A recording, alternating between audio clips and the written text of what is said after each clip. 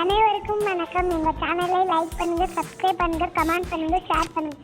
Thank you. இன்றைக்கி நம்ம என்ன பார்க்க போகிறோம்னா முருங்கைக்கீரை செய்வது எப்படி. அதுக்கு நம்ம முருங்கைக்கீரையை நல்ல இலைகளாக பறித்து எடுத்துக்கணும். அடுத்து தேவையான பொருட்கள் என்னென்னா கடலை எண்ணெய் 3 ஸ்பூன், கடுகு, சின்ன வெங்காயம், காய்ந்த மிளகாய், தேங்காய் 2 சில், சீரகம். அடுத்து நம்ம எப்படி செய்கிறதுன்றதை பார்க்க போகிறோம்.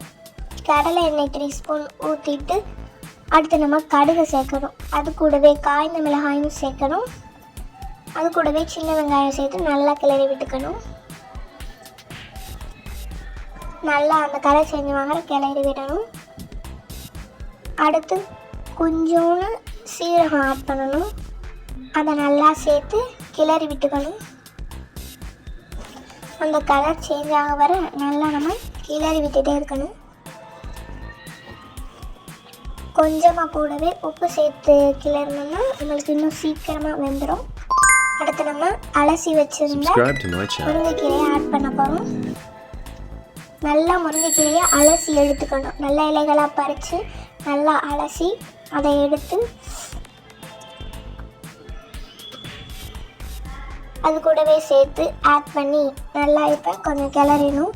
தேவையான அளவு உப்பு ஆட் பண்ணி நல்லா கிளறிக்கோங்க. நல்லா கிளறி விட்டுக்கணும்.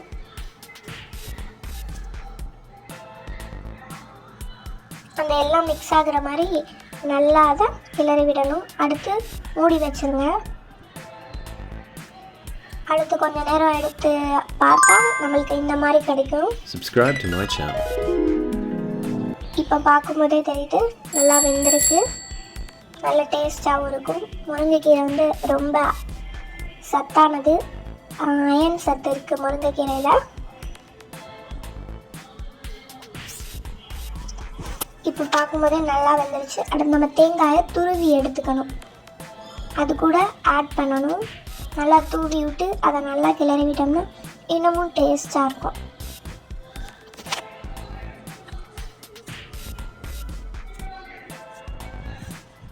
இந்த மாதிரி நல்லா கிளறி எடுத்துக்கோங்க.